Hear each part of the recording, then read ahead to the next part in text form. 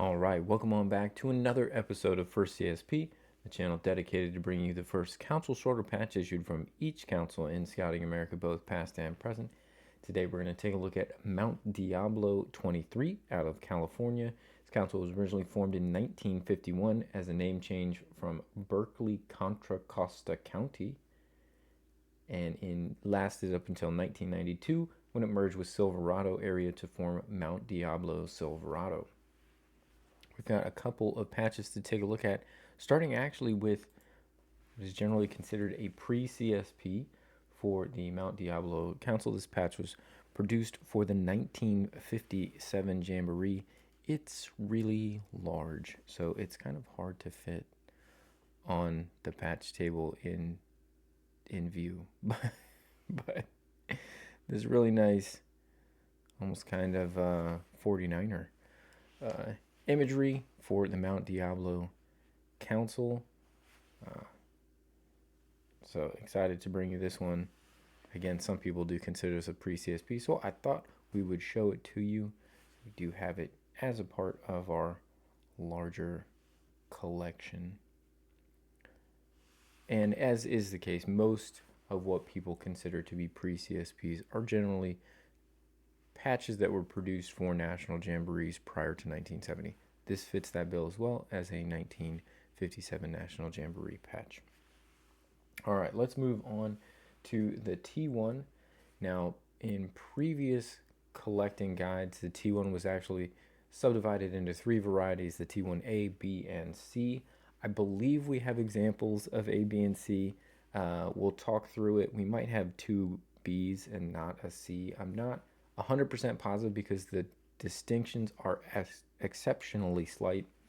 We certainly have a T1A there for you, and this does match up in alignment with what you'll see on, for example, Gilwell First CSP as the T1A, with its green border, light yellow inner border, white background, and thin green letters.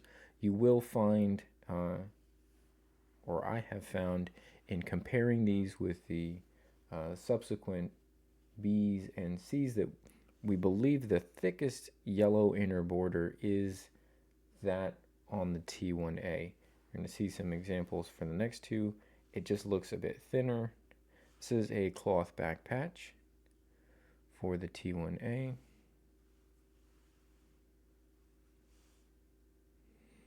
One of the few that kind of has that double border. And it is a cool design. I really do like it. Then we have what I believe is a T1B. You can see how much thinner this border is. Now, the distinctions from the T1A, B, and C. The T1A has the green border with a light yellow inner border, and the T1B has the green border with a light gold.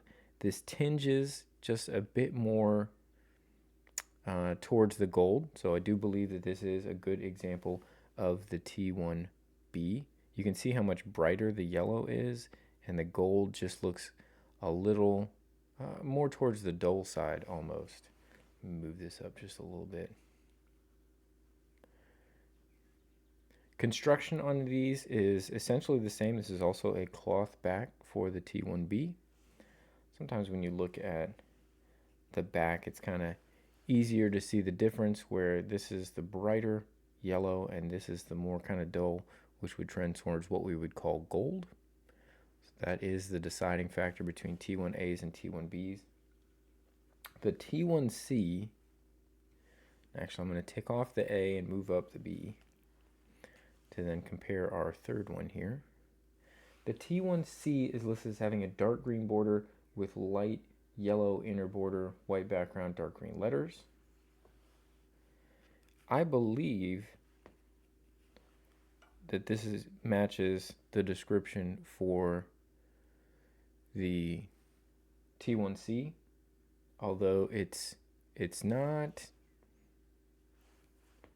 100% for sure. We can see that this is definitely going to be a different issue.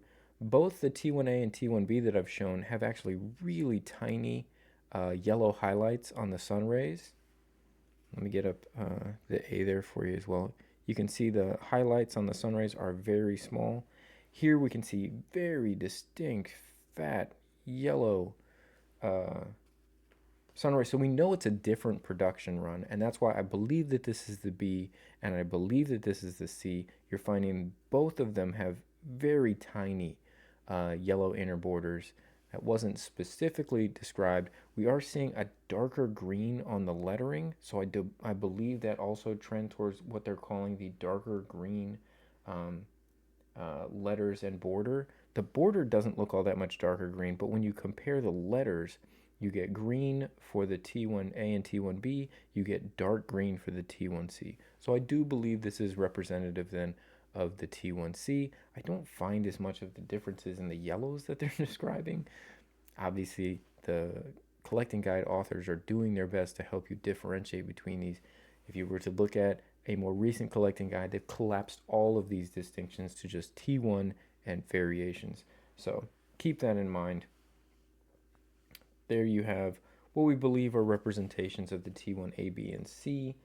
The T2 was next. The T2 was an error with just a yellow border.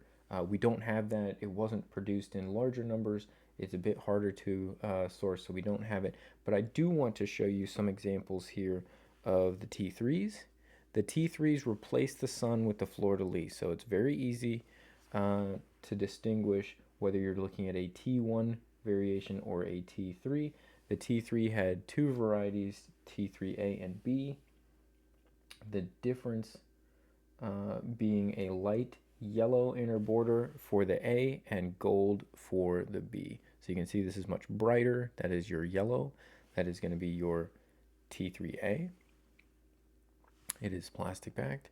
And then here we move to what they're calling gold thread, and that is going to be your T3B. Also plastic backed.